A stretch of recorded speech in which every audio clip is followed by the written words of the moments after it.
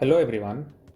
In this video, we are going to explore one of many ways to have player drive a car and also tow along some heavy payload over a set of obstacles or humps. We are going to use Unity's new ECS in hybrid fashion to achieve this behavior. Let's get started.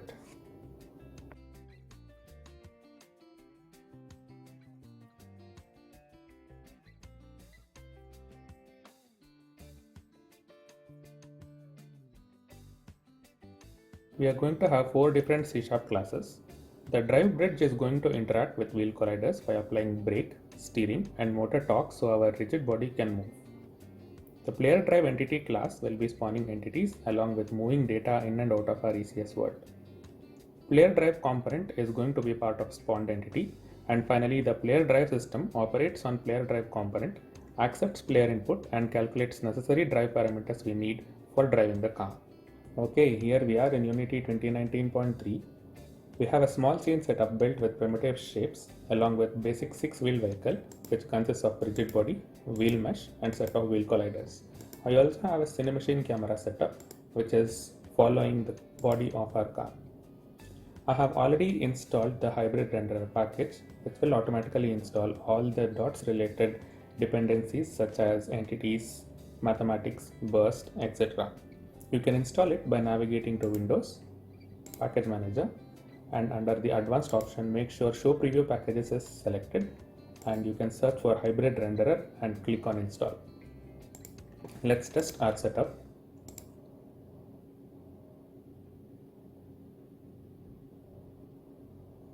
As you can see, the vehicle falls to the ground and our car itself is pretty stable. The first thing we are going to do is to facilitate application of torque, braking and steering behavior to these wheels so that our car can move. We also want wheel mesh to align its position and rotation to that of wheel collider. Let's create a new C# script and call it drive bridge.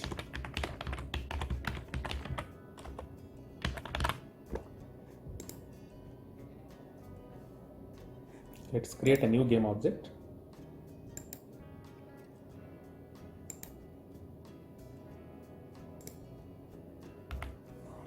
Let's call it driver and assign our drive bridge to driver component.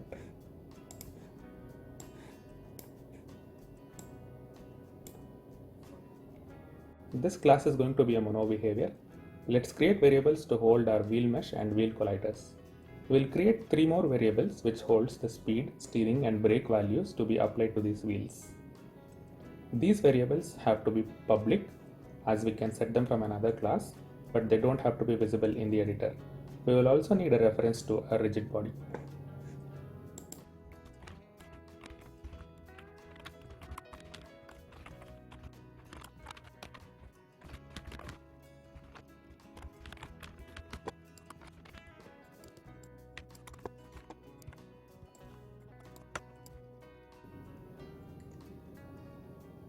Let's initialize all the variables and lower the center of gravity along y-axis so our car can be even more stable.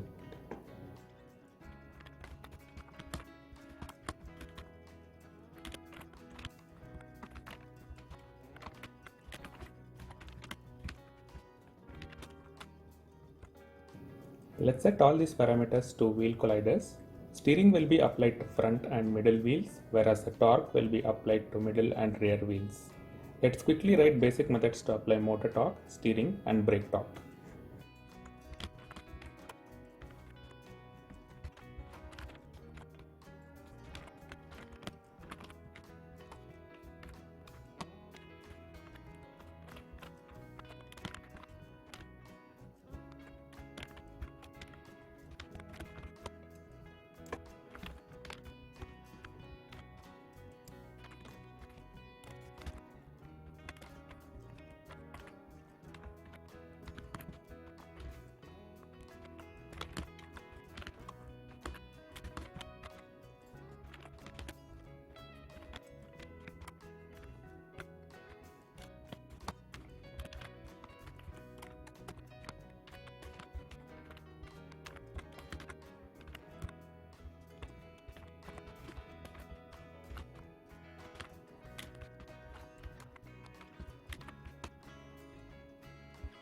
Alright. Finally, we need to update the position of wheel mesh or wheel transform to reflect the wheel collider. Let's get that done and make a call from update method.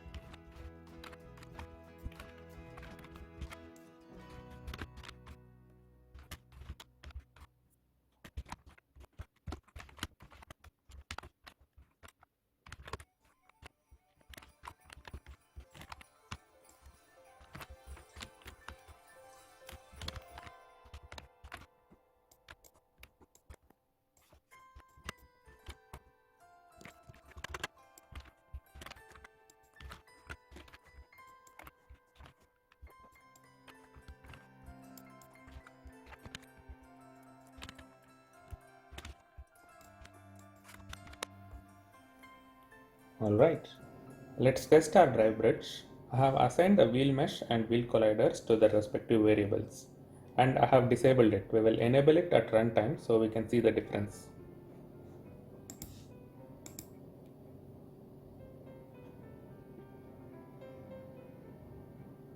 Let me switch back to scene view.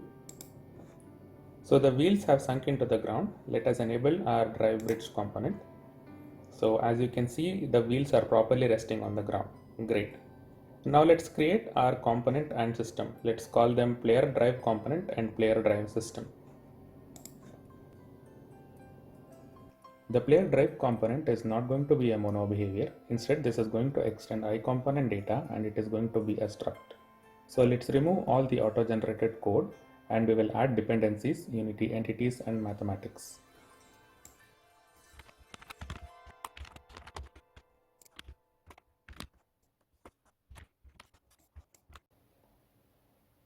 This will just hold the data and nothing else. No logic will be written here. This component is going to hold vehicle constraints or car constraints. Let's start declaring them.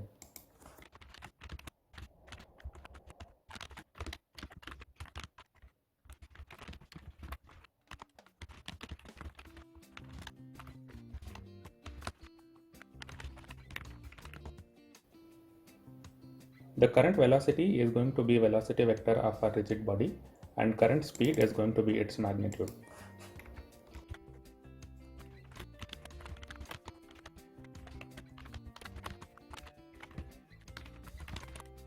These are computed values so that we can pass them to drive bridge. Great, let's save it. We will write all our logic in something called player drive system. This is also not going to be a mono behavior. It is going to extend system base as it is system. A system is a class which operates on entities of interest which have specific components. Here we are interested in our player drive component we just created.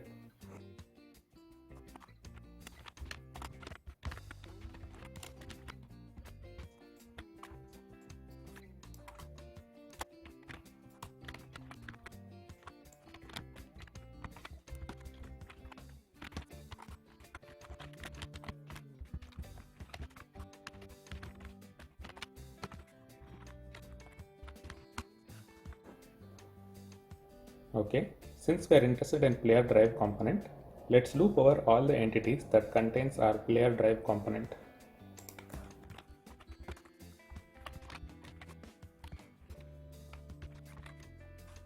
This is called a lambda expression. All we are doing here is iterating over entities which have player drive component. The ref keyword signifies that we are both reading and writing from player drive component. We can do any number of things in system, but for the purpose of this video, we will accept player input and do the necessary math here to arrive at the necessary drive parameters we need. This can then be fed into drive bridge. Let's calculate the magnitude or speed of our current velocity vector, which will give us the current vehicle speed. We could have just passed in the rigid velocity magnitude, but we will do it in here using super efficient Unity mathematics.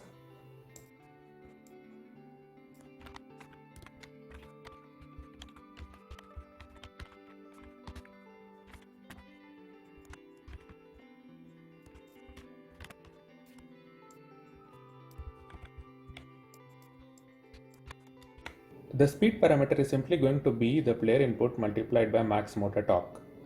We will also multiply this by our max acceleration. The max acceleration is basically acting as a multiplier to our player input. If we inverse this value, we will get the time it takes to attain the maximum speed.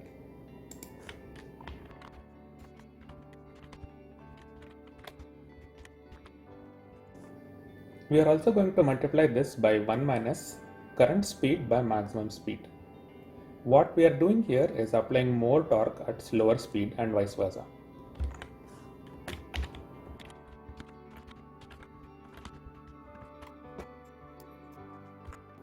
We will now calculate our steer and brake parameter as well.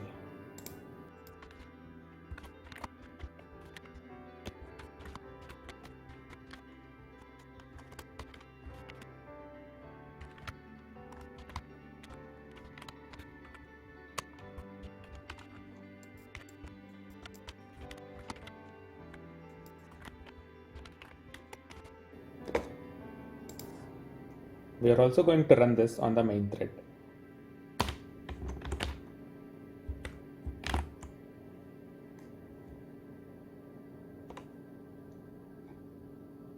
Alright, let's save it.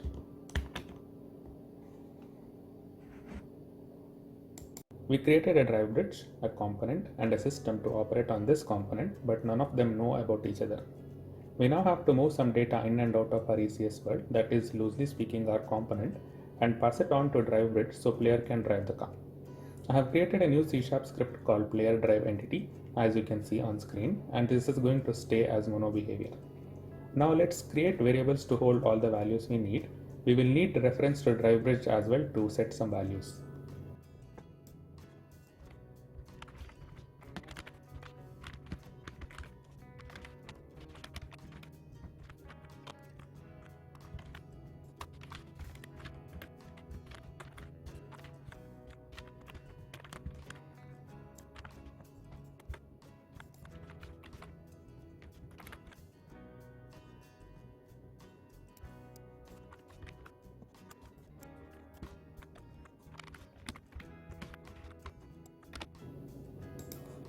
We need a reference to entity with player drive component.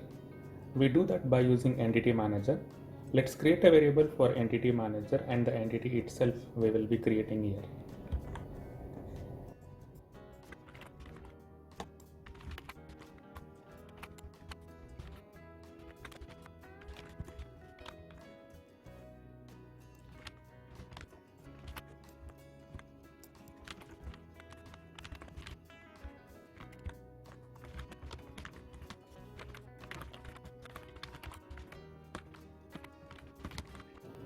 Let's cache rigid body reference and drive bridge reference. We will grab the entity manager reference and create an entity archetype which takes in an argument of component type.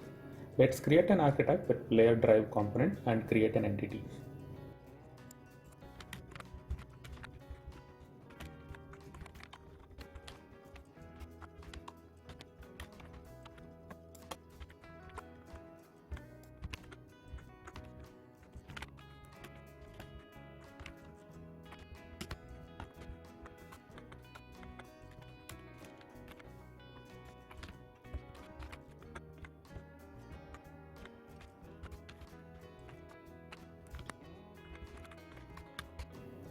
As you can see, we are getting the entity manager. We are creating an archetype which contains player drive component, and we are creating an entity with that archetype. Let's initialize the component variables which are going to stay constant during the gameplay.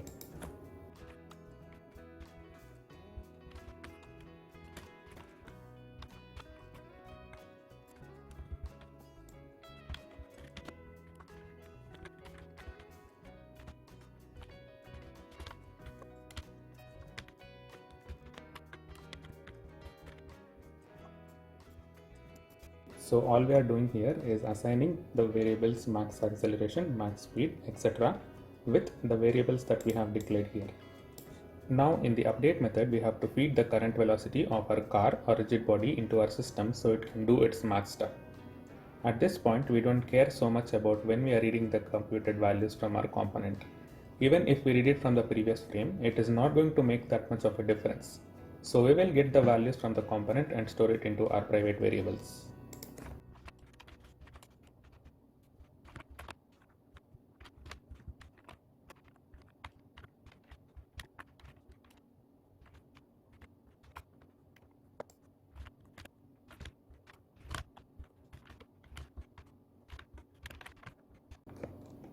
Finally, we will call a method to assign the calculated values to drive bridge.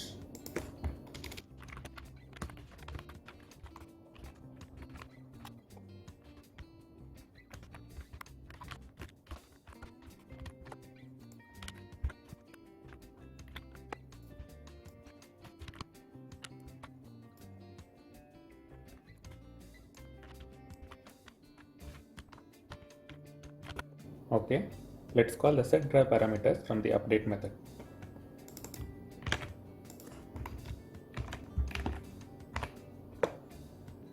Let's check the variable assignment one last time.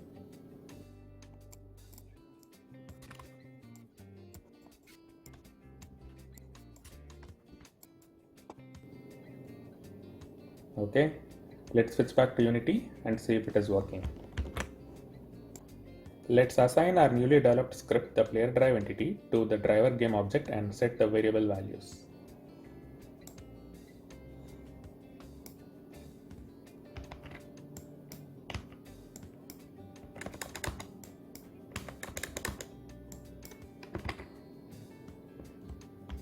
I had to mess around with the wheel collider settings to get the right behavior, but I was able to get the desired behavior pretty soon. These values are not standard but can be used as a good starting point. Also, if you are using Cinemachine like me, then make sure update method and blend update method are set to fixed update so that you can get smooth camera follow behavior. With that said, let's hit play and see what happens.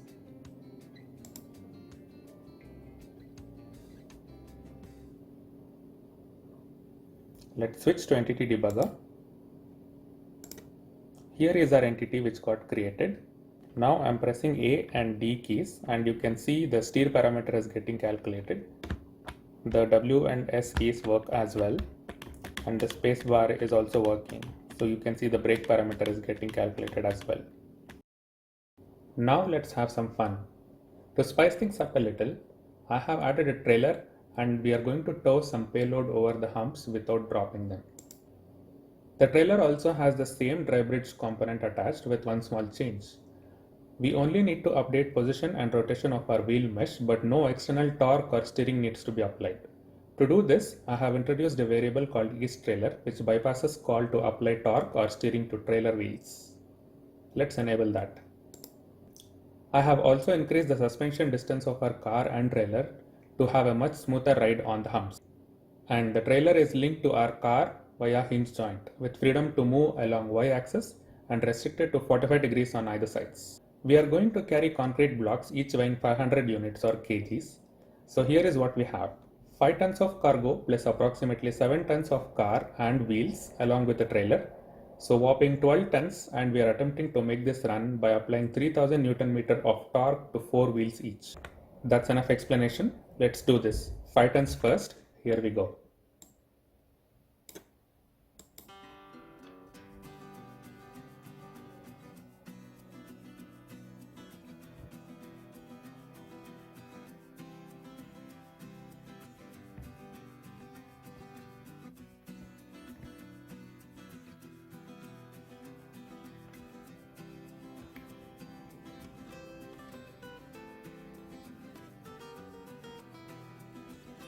That was easy.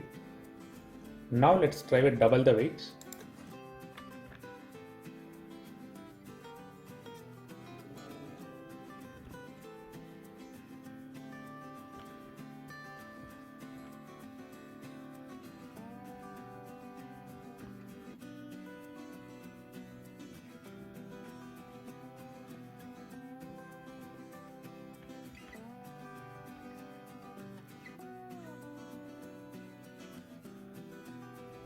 $15 tons now.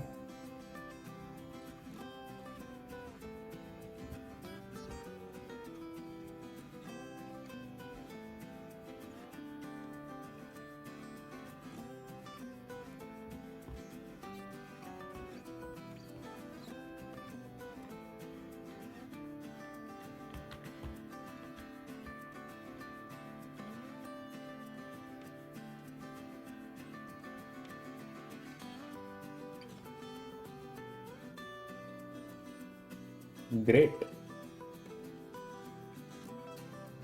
A whopping 20 tons and I'm going to drive very slowly.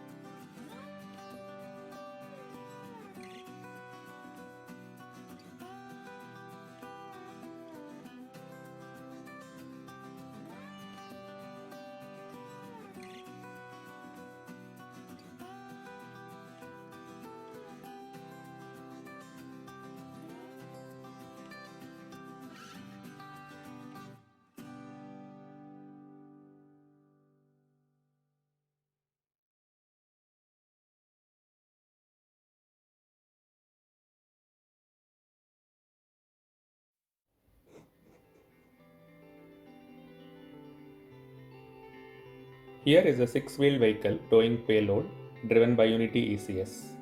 We can now start messing around on actual terrain, of course, and also start building an AI version of this vehicle. Project files are available on GitHub. There is a link in the description. This is all I have for now, and I'll see you in the next video. Until then, have fun.